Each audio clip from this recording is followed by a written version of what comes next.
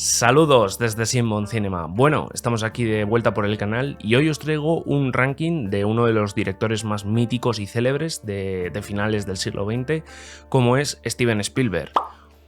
Prácticamente el director que cambió la industria cinematográfica y todo lo que es Hollywood con lo que es el blockbuster, ¿no? El bombazo veraniego de una película en las salas de cine.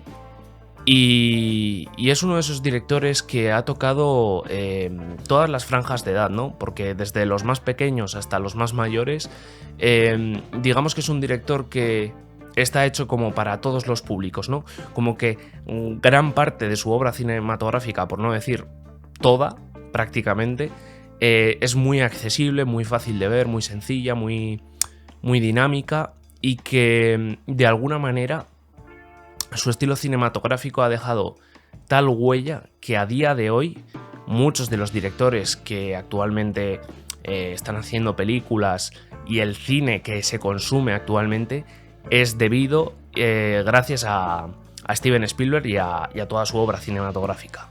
Pero después de decir tantas cosas y que podría estar horas y horas y horas hablando de todo lo que ha supuesto Steven Spielberg para lo que es el progreso de toda la historia cinematográfica del cine, voy a comentar aquí, voy a decir mis 5 películas favoritas de este director, así que sin más preámbulos, vamos a ello.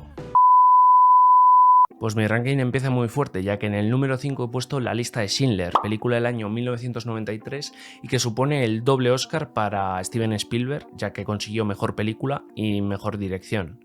Esta película, La lista de Schindler, nos cuenta la vida del empresario Oskar Schindler, un empresario que tiene una serie de fábricas en la zona de Polonia y que durante la Segunda Guerra Mundial, cuando los alemanes invaden Polonia, todo el pueblo judío se ve afectado por esta gran invasión que hay y que gracias a Oskar Schindler en este caso logra salvar a un grupo determinado de judíos que trabajan para él en la fábrica y digamos que es una película que está tan bien hecha que podrías decir que es como una especie de pseudo documental, por así decirlo, ¿no? Ya que evidentemente que es muy de lágrima fácil, tiene su tiempo lento, o sea, en plan, tiene un ritmo muy lento para que las imágenes te impacten mucho más y el hecho de que sea una película del año 93, evidentemente ya todas las películas se hacían a color, pero el hecho de que esta película sea en blanco y negro como que impacta más, como que ha querido reflejar toda esa serie de documentales que ha habido porque hay cientos y cientos de documentales comentando todo lo que fue la Segunda Guerra Mundial y sobre todo lo que fue la barbarie del holocausto nazi en aquellos años y que de alguna manera el manifiesto cinematográfico que aquí hace Steven Spielberg es tan directo, tan palpable que puedes sentir la misma guerra, ¿no? La misma invasión, el mismo temor que podía sentir el pueblo judío en aquellos años, ¿no? Ya que hay escenas súper impactantes que dices, wow, la crueldad con la que está narrada esta película, ¿no? Cinematográficamente tiene unos planos muy no espectaculares en cuanto a movimientos de cámara y tal, sino a cómo te muestran la crueldad de los peores seres humanos que hayan podido existir y de cómo juega sobre todo con los claroscuros y con el juego de luces, porque en momentos como la invasión al gueto de Varsovia, con todo ese juego de luces en las ventanas de los tiroteos que hay, es de una crueldad, pero a la vez de una belleza cinematográfica tan impresionante que no deja a nadie impasible. Es decir, o sea, en plan, tiene un efecto en el espectador que cuando tú estás viendo eso dices, wow, o sea, te conmueve tanto si te pilla de cerca como si no. Y es me parece que es una de las grandes obras cinematográficas, ya no solo de Steven Spielberg, sino de la historia del cine, ya que creo que es uno de los documentos mejores y que han querido tratar, ¿no?, de explicarnos cómo fue todo el conflicto bélico de la Segunda Guerra Mundial y toda la crueldad que pudo haber en dicho conflicto. Y por eso ocuparía en mi top el número 5. Y vamos con el número 4. En el número 4 he puesto Salvar al Soldado Ryan, película del año 1998 y por la que Steven Spielberg solo consiguió esta vez el Oscar a Mejor Director. No pudo hacerse con ese doble Oscar de director y película. Salvar al Soldado Ryan es la película bélica, esa es la palabra, bélica, de Steven Spielberg, de toda su carrera cinematográfica, ¿no? Y digamos que es una película que tan solo con los 30 minutos, que es lo que dura todo lo que es el desembarco de Normandía, esos 30 minutos es de esos momentos cuando estás viendo una película con los que luego en una charla empiezas a decir, yo me quedo con los 30 primeros minutos de Salvar al Soldado Ryan, o los 45 primeros minutos de Centauros del Desierto, o con los primeros minutos de Up, etcétera, ¿no? O sea, en plan, es una de esas películas que con un límite de tiempo determinado dices, es que por esto ya es un peliculón en general. Y no solo los 30 minutos, o sea, las 2 horas y pico, casi 3 que dura la película de Salvar al Soldado Ryan son de una maestría cinematográfica impresionante. Para mí por encima de lo que es la película que comentaba anteriormente, La lista de Schindler, ya que aquí la cámara se mete dentro de todo lo que son pues las trincheras, etcétera, ¿no? Es uno de esos ejercicios cinematográficos que en películas como Senderos de Gloria de Kubrick o recientemente en 1917 puedes notar y sentir que estás dentro de ese mismo conflicto, ¿no? De que estás entre esos soldados que lo único que quieren es pues avanzar y derrotar pues al enemigo, ¿no? En ese instante. Es una película evidentemente súper americana, ¿no? De unos valores súper patrióticos, etcétera. Pero no es por lo que destacaría yo esta película, sino la destacaría por el hecho de que en los 90, tanto en el 93 como en el 98, es decir, La lista de Schindler y en este caso Salvar al Soldado Ryan, suponen el plus para consagrar la carrera de Steven Spielberg, ya que gracias a estas dos películas en los años 90 suponen pues todo el nivel cinematográfico que puede llegar a dar. No solo convertir películas en bombazos palomiteros, de los que ya hablaré posteriormente en el ranking, sino la grandísima herencia que tiene este director con respecto a directores como John Ford, evidentemente, porque en esta película, en Salvar al Soldado Ryan, hay cada homenaje a John Ford. El momento que, por ejemplo, cuando van a avisar a la madre de Ryan de que sus otros 3 hijos han muerto, toda esa escena de cómo le van a contar uno de los mandamases del ejército y el cura de que sus hijos han muerto, hay un plano que es estático. La madre abre la puerta y en el lado derecho tenemos la fotografía de los hermanos y en la puerta, en el cuadro dentro del cuadro, tenemos a la madre que se cae de rodillas cuando de repente ve salir al cura del coche y es de una belleza fordiana impresionante que dices, estoy viendo al propio Ford y ya no está John Ford. O sea, Spielberg en esto es un maestro y tiene una delicadeza cinematográfica en esa escena que es sencillamente brutal. O sea, es preciosa esa escena. Lo mismo que otros homenajes como El hombre hablando a la tumba. Es decir, en la obra cinematográfica de John Ford podemos observar como ciertos personajes en ciertas películas de John Ford hablan a una tumba en un cementerio, y aquí es Spielberg quien coge ese mismo detalle y lo incorpora a la película y queda sencillamente brutal. A pesar de que sea una película muy, muy patriótica, muy americana, muy bueno, porque nosotros los americanos tenemos un sentimiento, porque tal, porque no sé qué, porque no sé cuántos. Si le quitas todo eso, si le quitas todo lo que es la carga política y todo eso, se te queda en una película tan verdaderamente impactante, tan buena cinematográficamente, que es una de las mejores películas bélicas de la historia del cine, y que si tenéis la oportunidad de verla y de centraros sobre todo en los primeros 30 minutos, en todo lo que es el desembarco, cómo está filmado, cómo está tan bien coreografiado todo, ¿no? Esos soldados que de repente ves que hay cadáveres todo el rato, es sangre y no sé, o sea, en plan, es tan pum, directo, como si estuvieses en la misma propia guerra, que es sencillamente brutal, ¿no? Y luego cómo van buscando a este soldado, al último de los hermanos Ryan, y cómo al final, en la batalla final, porque hay dos grandes batallas, ¿no? La del principio, que son los 30 primeros minutos, y luego la batalla final en ese pueblo.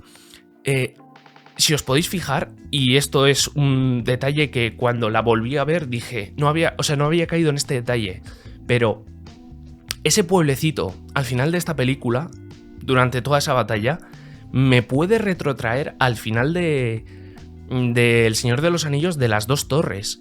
O sea, la resistencia de Osgiliath cuando Frodo y Sam y Gollum están con Faramir en todo lo que es Osgiliath, a mí me recuerda mucho el ambiente, ¿no? Y el tono desaturado que tienen ambas películas. Y seguramente Peter Jackson como que se fijó un poco, o sea, tuvo que ver seguramente Salvar al Soldado Ryan para intentar conseguir pues toda esa crudeza de la devastación de un conflicto bélico, como fue en su caso, pues quiero decir, con Spielberg, la Segunda Guerra Mundial. Y digamos que, al igual que con La Lista de Schindler, como he comentado anteriormente, me parece que Salvar al Soldado Ryan es otro de esos documentos gráficos que han supuesto pues no solo un cambio en la historia del cine en cuanto a narrar pues esos conflictos bélicos, sino ya a nivel de todo. O sea, me parece que son dos peliculones, y por eso Salvar al Soldado Ryan ocuparía el cuarto lugar. Y vamos con la tercera película. En el número 3 he puesto Encuentros en la tercera fase, una de las películas de ciencia ficción dentro de lo que es la carrera cinematográfica de Steven Spielberg, y digamos que para mí, en mi opinión, el preámbulo a lo que sería en el año 82 la película de E.T. Esta película, Encuentros en la tercera fase, es una película que me sorprendió mucho, ya desde el principio, porque estar leyendo los títulos de crédito y ver François Truffaut, y dices, ¿cómo que François Truffaut? Yo pensaba que François Truffaut solo era director, pero en esta película, sorprendentemente, sale como actor, y no sé, me hizo mucha gracia ese detalle, ¿no? De que actuase. Y digamos que Encuentros en la tercera fase es una película que me sorprendió, porque dije, wow, en ciertos momentos, si tú te pones a pensar, año 1977, estás en América y de repente te salen dos películas de ciencia ficción súper enormes, como son, evidentemente, Encuentros en la tercera fase, y otra como es La Guerra de las Galaxias, Una Nueva Esperanza, quiero decir, Star Wars, George Lucas. En ciertos momentos, cuando yo estuve viendo Encuentros en la tercera fase, tuve la sensación de que, ostras, los efectos visuales de esta película hasta te diría que son superiores a lo que supuso Star Wars, aunque Star Wars me parece, y a día de hoy, una de las mejores películas de la historia del cine. Creo que a nivel de efectos visuales, creo que Encuentros en la tercera fase está un peldaño un poquito más por encima. Pero vamos, que esto es mi opinión. Aún así sigo prefiriendo La Guerra de las Galaxias en cuanto a todo. En cuanto a todo lo que ha supuesto, pues eso, el resto de películas, lógicamente. Pero creo que Encuentros en la tercera fase, si podéis hacer el ejercicio cinematográfico de ver las dos, tanto La Guerra de las Galaxias como Encuentros en la tercera fase, yo creo que están por encima los efectos visuales de Encuentros en la tercera fase.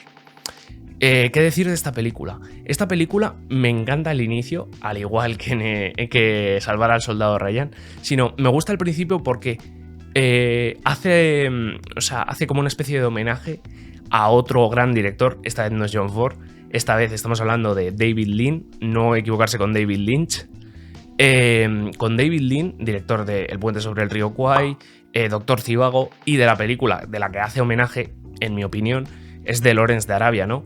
Lawrence de Arabia, película que transcurre en el desierto y que en esa tormenta de arena del principio de esta película, de Encuentros en la tercera fase, yo creo como que hace una especie de homenaje a toda esa crudeza del desierto, ¿no? Porque me parece que es muy parecida, ¿no? Esos rostros que se tapan para que no les llegue la arena a la cara, me parece que es muy... O sea, en plan, de como que Spielberg, antes de hacer esta película, se vería, pues eso, Lawrence de Arabia, y luego ya dijo, va, pues quiero este plano así, de esta manera, y yo creo que es un gran homenaje que él hace en esta película. Otra de las cosas que más me gusta de Encuentros en la tercera fase es la banda sonora.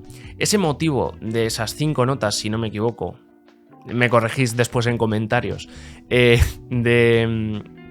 utilizan los humanos, todo este grupo de científicos que están detrás de la montaña para ponerse en contacto con los extraterrestres, me parece que redondea perfectamente a la película. Es decir, las bandas sonoras de John Williams en las películas de Steven Spielberg crea unos motivos que redondean perfectamente la ambientación de las películas suyas. Es decir, en este caso, redondea perfectamente con esas 5 notas la manera que tienen los humanos de ponerse en contacto con los alienígenas, ¿no?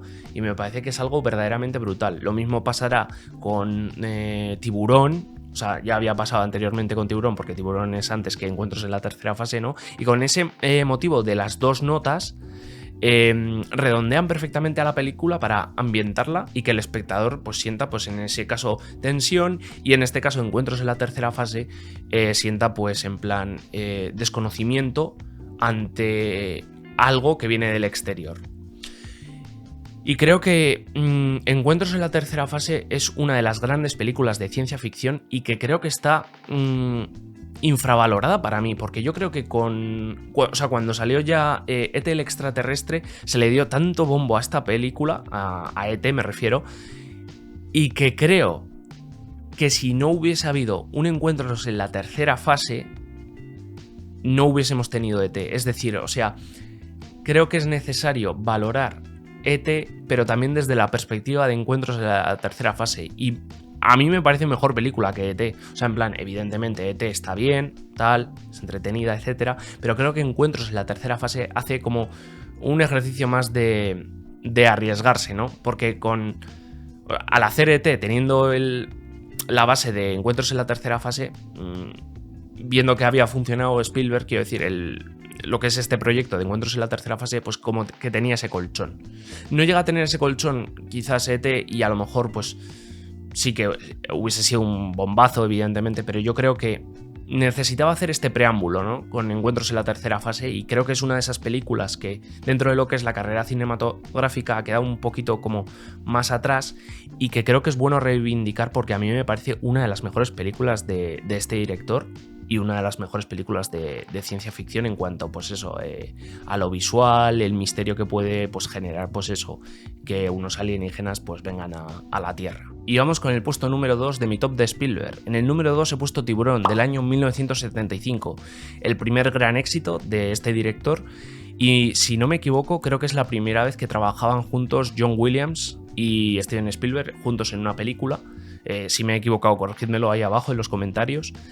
Y decir que esta película, junto con El Exorcista 2 años antes de William Friedkin y 2 años después de Tiburón, Star Wars de George Lucas, estas 3 películas formarían lo que es un tríptico, ¿no?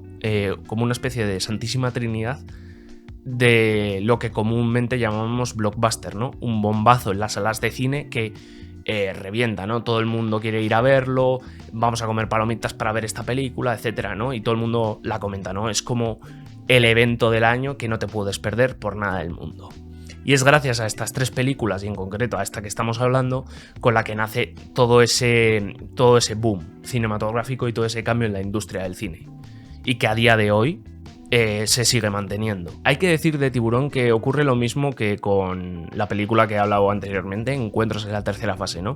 En Encuentros en la tercera fase tenemos ese motivo de 5 notas, Y en este caso en Tiburón tenemos tan solo 2 notas y con ese tun, tun, tun, tun, tun, tun, tun, tun, y las pocas apariciones que tiene en pantalla el tiburón hacen sugerir al espectador toda esa tensión, ¿no? Todo ese no sabemos qué va a pasar, dónde está el tiburón, no le vemos, tal. Genera tanta tensión que puede retrotraerte a películas de Hitchcock, ¿no? En las que te ponía pues en suspense, ¿no? En plan de qué va a pasar, dónde está el malo, dónde está en este caso el tiburón, etcétera, ¿no?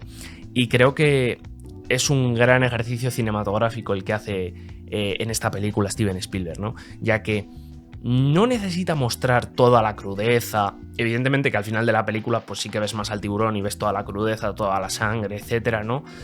Pero creo que todo lo que es el transcurso de la película hasta que van a cazar ya al tiburón lo hace con un ritmo, con una sutileza tan bien dirigida, tan bien llevada, que es como la película se cuece a fuego lento y ya en el momento más tenso es cuando sabe muy bien medir los ritmos. Es decir, empieza de una manera súper calmada, va creciendo la tensión a medida que va avanzando la película y al final es cuando se desata todo, cuando están los 3 en el barco tratando de cazar al tiburón y es sencillamente brutal, ¿no? Es una película que a día de hoy, a pesar de que digas, buah, es que el tiburón es muy cutre, es que los efectos han envejecido fatal o tal o no sé qué o no sé cuántos.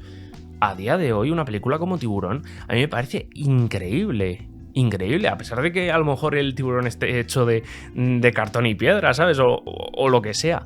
Está tan bien dirigida, tan bien montada y genera tanta tensión que a pesar de que el tiburón esté cutre, hecho con los efectos de aquella época y demás, con todos esos decorados, creo que es una película que funciona y a día de hoy creo que funciona mejor que todas las secuelas que ha habido de esta saga de Tiburón o cosas como las típicas películas de La Sexta de, ¿cómo era? Mandíbulas 3, tal, y aparece una mega piraña y así, que no te la crees y es cine barato y malísimo, pero sin embargo te ves Tiburón, una película como Tiburón, y a pesar de que sea cutre quiero decir viejo, los efectos de aquella época, creo que es una película que tiene una herencia y una riqueza audiovisual que es innegable y por eso ocuparía en mi top de Spielberg el número 2. Y en el número 1, En busca del arca perdida, la primera película de la saga de Indiana Jones.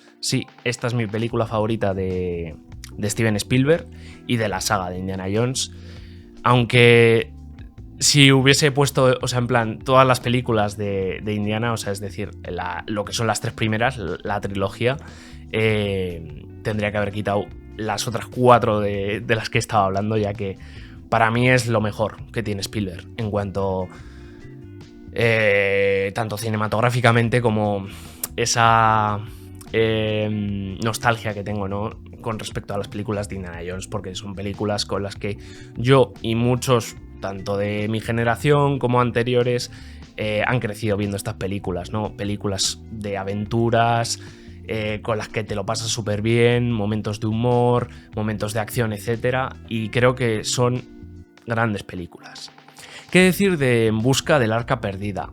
Para mí siempre ha sido mi favorita, siempre hay ahí combatiendo contra la última cruzada, la tercera película de la saga, pero me quedo sin duda con En busca del arca perdida, ¿no?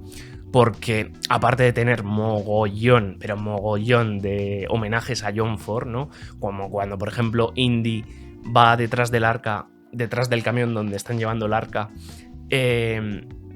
y tiene que pasar por debajo del camión. Ese momento en el que pasa por debajo del camión con el látigo es lo mismo que cuando uno de los indios, cuando están atacando la diligencia en la película de John Ford, pasa por debajo también de los caballos y de la diligencia. Y es sencillamente brutal el homenaje que hay dentro de la propia película. O por ejemplo en el final de la tercera película de Indiana Jones, de la última cruzada, ¿no? De cuando los 4 van cabalgando hacia el horizonte, te puede retrotraer a ese mítico plano del horizonte de La Legión Invencible del año 49 de John Ford. Ese atardecer es precioso, es precioso. Pero bueno, otra de las cosas por las que me gusta la película es todos esos diálogos que con el paso de los tiempos y con el paso de los visionados viendo esta película, te quedas con esas pequeñas cosas, ¿no? Con los detalles, con lo que dice cada personaje, el cómo lo dice, etcétera, ¿no? Porque, yo qué sé, cuando tienen esa charla Indiana, Marcus y los dos agentes estos, creo que eran del FBI, si no me equivoco, y hablan de todo lo que es el Arca de la Alianza, etcétera, y cómo lentamente te van poniendo el tema del Arca. Es como, wow, todo tenebroso, todo misterio. Me encanta cómo está montada, cómo está dirigida. La gran banda sonora que le pone John Williams a la película es sencillamente brutal. No por el tema principal de Indiana Jones, sino por el resto de temas de cómo te va metiendo, pues eso, el misterio que genera todo lo que es el objeto del arca, quiero decir, o sea, en plan, todo lo que representa. Y luego, otro de los momentos que más me gustan de la película y que siempre lo recuerdo y que siempre lo tengo en mi memoria, en mi cabeza, es que, bueno, hay que hacer un pequeño apunte. Yo antes de querer estudiar audiovisuales, a mí yo hubiese querido estudiar historia, ¿no? Porque a mí me encanta, pues, todo lo que es la historia humana, etcétera, ¿no? En plan, todos los cambios que ha habido durante la historia, etcétera. Y siempre me acuerdo de muchas fechas y demás, y soy muy... no sé, me gustan mucho esas cosas. Y de repente, ese momento en la película, hacia el final ya, cuando están los nazis con el arca y antes de hacer el ritual ese que van a hacer, y aparece Indiana desde una colina con un lanzamisiles a punto de destruir el arca, y el personaje de Belloq, cuando le dice a Indiana, nosotros pasamos por la historia, pero esto es historia, señalando el arca, es increíble y es uno de esos momentos en los que se me cae la lagrimita de Dios, qué bueno es esto, tío. O sea, en plan de como cuando de repente suena la musiquita del principio de La Diligencia, por ejemplo, etcétera. Yo tengo esos momentos grabados en el momento en el que los vi y que me sigo emocionando en el mismo punto, en el mismo momento en el que sueltan una frase o suena X música o ocurre algo en la película. Es de esos momentos, pues como cuando, por ejemplo, pues yo qué sé, yo he hablado con muchos de mis amigos o de películas de Spielberg, quiero decir, y a lo mejor me han dicho, pues el momento de las bicis en Ethel extraterrestre cuando van volando por ahí, o el momento en el que aparecen los primeros dinosaurios en Parque Jurásico, por ejemplo, o yo qué sé, cantidad y cantidad de cosas. La obra de Steven Spielberg, a lo largo de los años, ha sabido como reinventarse, no solo caer en la cosa de vamos a hacer aventuras, vamos a hacer cine dinámico, también vamos a hacer cine realista, ¿no? Muy humano. Y tiene esa herencia de Ford, Steven Spielberg, y se nota en cada película que ves, no solo en esta de En busca del arca perdida, sino en toda su obra cinematográfica, ¿no? Pero eso, para mí En busca del arca perdida es una de las mejores películas de la historia del cine, una de las mejores películas de aventuras sin duda, y uno de los mejores personajes de toda la historia del cine, porque ¿quién no ha querido ser Indiana Jones en algún momento con el revólver y el látigo? Porque ese momento cortado en plano americano, cuando está el espadachín ahí, wow, dices, este va a ser un pedazo de enemigo súper difícil de poder con él, y de repente esa maestría de coger y decir, cojo el revólver y le pego un tiro y a tomar por culo, o sea, está resuelta de tal manera que dices, es que me tengo que descojonar, pero a la vez es como, joder, qué emoción, porque dice, como que reinterpreta un duelo del oeste, pero sin ser del oeste, y lo hace con tal maestría que es increíblemente increíble, iba a decir, pero bueno, es eso, es insuperable, tiene momentos súper brutales, y por eso En busca del arca perdida y lo que sería la trilogía de Indiana Jones, porque la cuarta no la cuento, y a saber cómo es la quinta, que ya la veremos el año que viene, sería mi número 1 en el top de Spielberg. Entonces, recapitulando, mi top de Spielberg sería: en el número 5, La lista de Schindler; en el número 4, Salvar al soldado Ryan; en el número 3, Encuentros en la tercera fase; en el número 2, Tiburón; y en el número 1, En busca del arca perdida. Yo creo que, bueno, tanto lo que he dicho hace un minuto o dos respecto a Spielberg, no hay que negar lo grandísimo director que es Steven Spielberg. A pesar de que no sea santo de mi devoción, porque yo creo que tanto con Spielberg como con Tarantino hay mucha tontería respecto a que parece que ellos han inventado el cine. Yo creo que es por, o sea, el aspecto por lo que a lo mejor Tarantino, o sea, cuando me hablan de Tarantino o me hablan de Spielberg, me quedo un poquito para atrás. Es decir, son directores que me gustan, evidentemente, pero que creo que el boom que se les ha dado a veces es como demasiado exagerado. Es decir, yo no niego la maestría que tiene Tarantino o la maestría que tiene Spielberg. Son directores que me encantan, pero que creo que el público los ensalza demasiado, tanto como si fuesen, vamos, los creadores del séptimo arte. Y creo que es un poco exagerado esas apreciaciones. Lo mismo que si a lo mejor yo exagero diciendo que John Ford es el mejor director de la historia del cine, evidentemente me estoy, vamos... Es uno de los grandes directores de la historia del cine, pero no quiero que parezca que John Ford es, vamos, sin él no ha existido el cine o tal. No, evidentemente hay un mogollón de directores, tanto de antes como de ahora, que han supuesto, pues, vamos, un boom. Y nadie es Dios y todo es cuestión de gustos. Pero bueno, al caso, Steven Spielberg es uno de los mejores directores de la historia del cine. Su huella en todo lo que es su carrera cinematográfica y en todo lo que es la historia del cine es más que reseñable. O sea, en plan, es un titán, sinceramente es un titán. Y bueno, aquí se va quedando este top, porque es que si no voy a estar hablando horas y no me voy a callar. En fin, espero que hayáis disfrutado de este top y espero que, pues eso, al hablar yo de estas películas, pues las volváis a ver o veáis nuevas, etcétera. Y eso, acordaos de dejarme abajo en los comentarios vuestro top, las películas que más os gustan, pues para hablar con vosotros y hablar de cine y demás. Y eso, nos vemos en el próximo vídeo.